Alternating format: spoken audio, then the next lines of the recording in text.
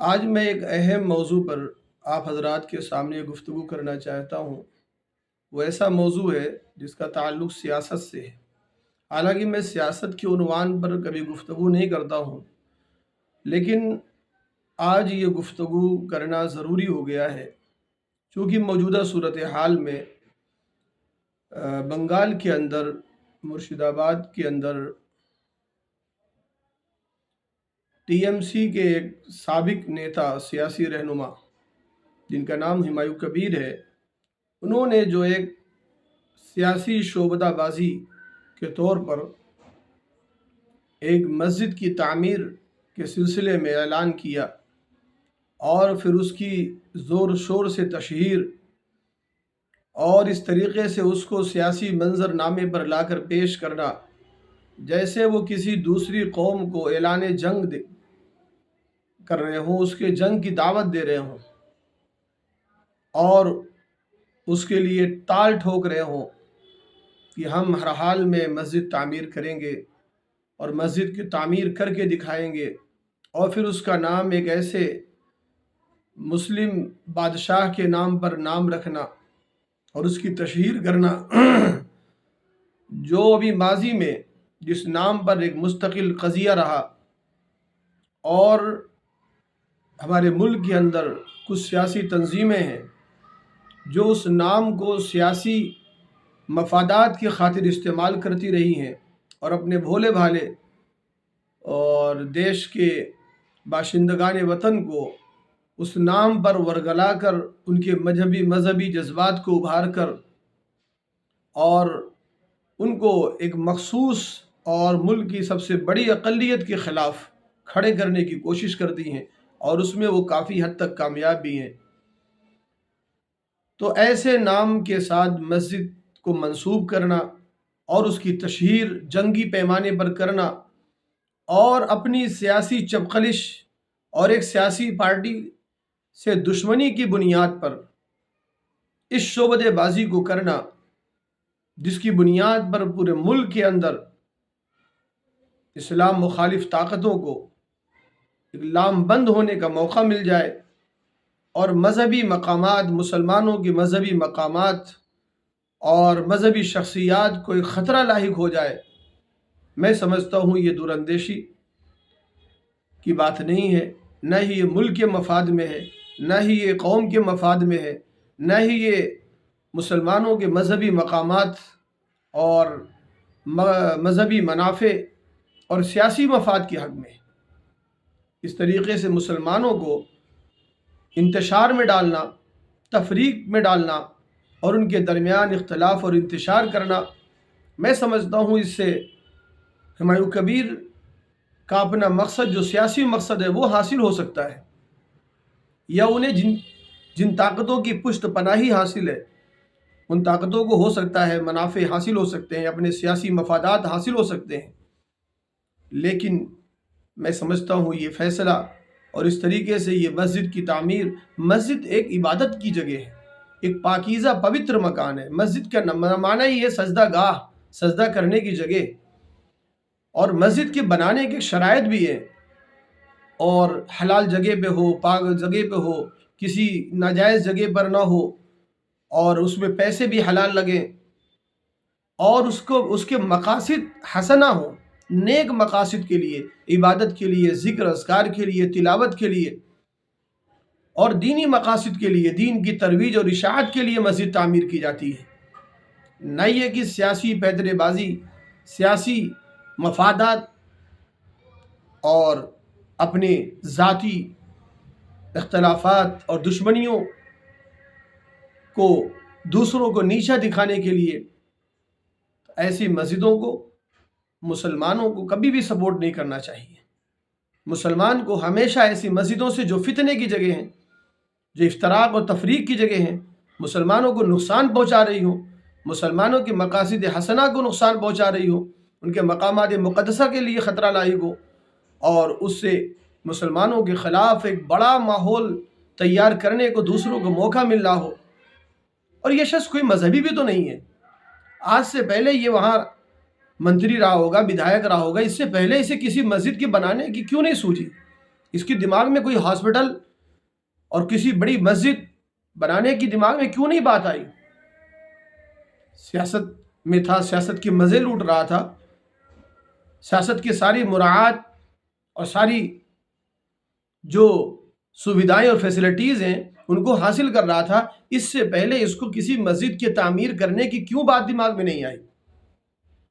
اور پھر جب ایک سیاسی پارٹی سے اس کا اختلاف ہوا، اور اس پارٹی کو نقصان پہنچانے کے لیے، میرا کوئی تعلق ٹی ایم سی سے نہیں ہے، میں جانتا بھی نہیں ہوں، میں گیا بھی نہیں ہوں، لیکن آپ وقت تو دیکھیے، یہ سیاسی پیدرے بازی کے لیے جو ماحول بنایا جا رہا ہے، جو اس کے لیے ایک مسجد جیسے پوتر جگہ کو، کل قیامت کے دن جو مسجدیں اٹھا لی جائیں گی، قیامت مسجدوں پر نہیں آئے گی، اس کو سیاسی اور اپنے گندے اور ناجائز مقاصد کی دنیا کے حصول کے لیے اللہ کے گھر کو سیاست کا اکھڑا بنا دیا، اور اس کو ایسا جو ہے پیش کیا منظر عام پر، گویا کسی دوسری قوم کو ڈائریکٹ اعلان جنگ کی دعوت دی جا رہی ہو، اس کو للکارا جا رہا ہو۔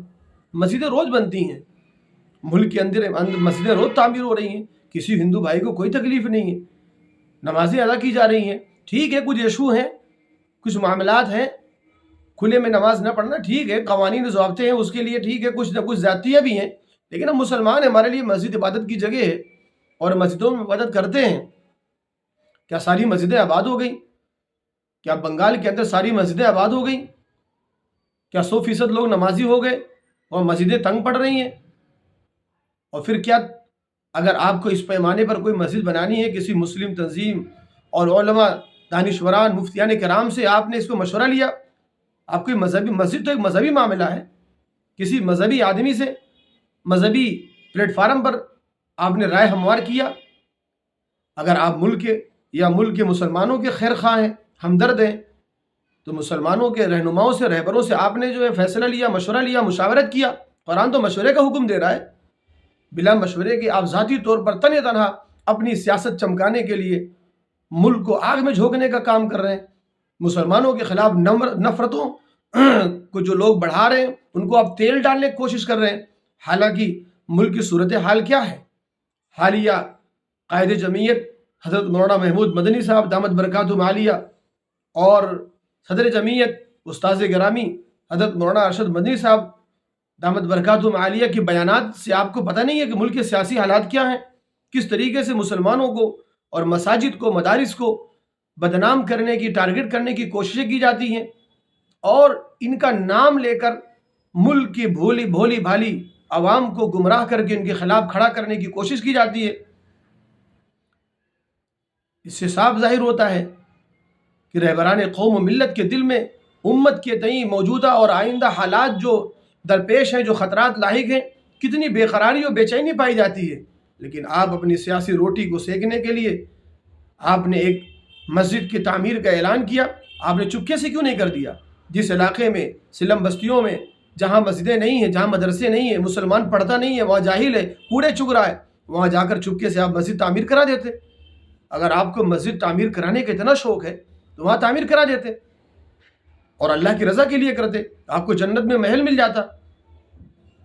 آج مسجدیں ہر جگہ تعمیر ہو رہی ہیں، لیکن یہ کیا ہے کہ میں بابری مسجد ملک کے ہر کونے میں تعمیر کروں گا۔ آپ کیا چاہتے ہیں؟ مسلمانوں کے جذبات سے کھیلنا چاہتے ہیں؟ کیا مسلمان ابھی کم لٹا پٹا ہے؟ مسلمانوں کو میرے بھائی ان کو کھانے کمانے دیجیے، ان کو اپنے روزگار میں لگنے دیجیے، ان کو تعلیم و ترقی کے مواقع حاصل کرائیے تاکہ وہ آگے بڑھ سکیں، قوم کی تعمیر و ترقی میں کام لے سکیں۔ لیکن ہماری بھولی بھالی قوم مسلمان نوجوان اینٹ لے کے آ رہی ہے، نماز تو نہیں پڑھنے جاتی ہوگی، پش وقتہ نماز پڑھنے کی توفیق نہیں ہوتی، ٹرالی میں اینٹ آ رہی ہے، ڈیسٹ آ رہے ہیں، مسالے آ رہے ہیں، مٹیریل آ رہے ہیں، لوگ نشاور ہو رہے ہیں، قربان ہو رہے ہیں۔ یہی تو ہے اندھ بھکتی، یہی تو ہے اندھ بھکتی۔ پوچھا آپ نے کسی اپنے امام سے، اپنی مسجد کے امام سے پوچھا آپ نے؟ کسی علماء، کسی مفتیان قوم کے پاس گئے ہو؟ آپ گئے؟ نہیں گئے۔ کیوں؟ اس لیے کہ وہ چاہتے بھی نہیں کہ آپ جائیں، صحیح رہنمائی آپ کو ہو۔ ایسی ہی مسجد کے بارے میں اللہ نے مسجد زرار کہا ہے۔ جن لوگوں نے مسجد نبوی اور مسجد قباء کے درمیان منافقوں نے مسجد تعمیر کر لی اور اللہ کے رسول سے درخواست کی کہ آپ آئیے یہاں 2 رکعت نماز پڑھا دیجیے، مقصد کیا تھا؟ وہ منافق تھے، مسلمان نہیں تھے. مسلمانوں کے درمیان تفریق پیدا کرنے کے لیے اور مسلمانوں کے خلاف جو دشمن طاقتیں تھیں ان کو طاقت پہنچانے کے لیے، ان کی پناہ گاہ بنانے کے لیے. کیونکہ اگر کھلم کھلا کہیں بیٹھ کے مخالفت کریں گے پتہ چل جائے گا، اور مسجد میں بیٹھ کے مخالفت کریں گے، پلاننگ کریں گے، وہاں منصوبے بنائیں گے تو ہمیں تو مسلمان لوگ جانیں گے. مسلمانوں کے صفوں میں دشمن بن کر کے کام کریں گے، آستین کا سانپ بن کر کام کریں گے اور اس پر مہر لگا لیں گے نبی سے نماز پڑھوا کر، تو سارے مسلمان متفق ہو جائیں گے. تو اللہ نے وہی بھیج دی.